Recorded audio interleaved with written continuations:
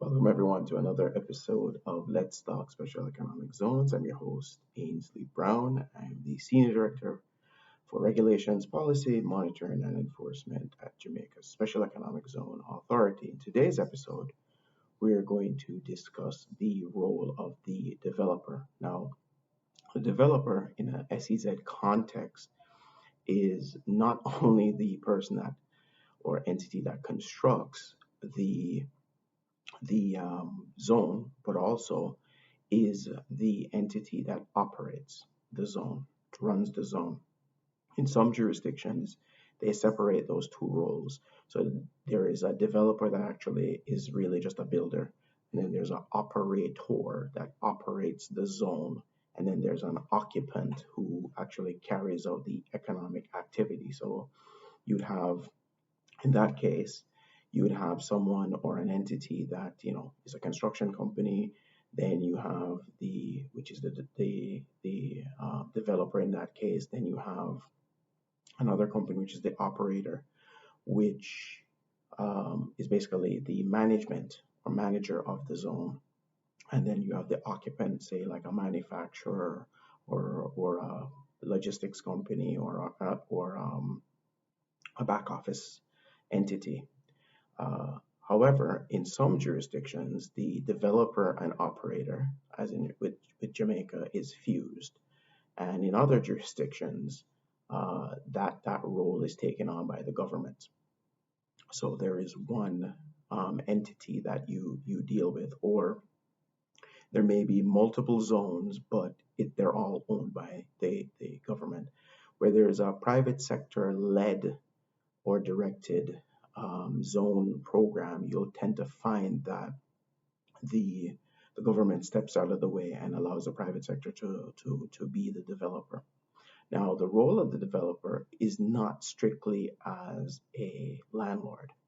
It's a landlord, like I like to say, a landlord plus.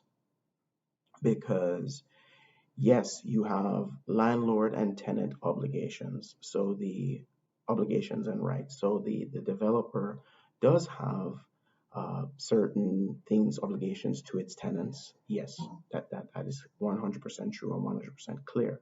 However, because it's a special jurisdiction, the SEZ is a special jurisdiction, the developer also has certain obligations to the regulator, right?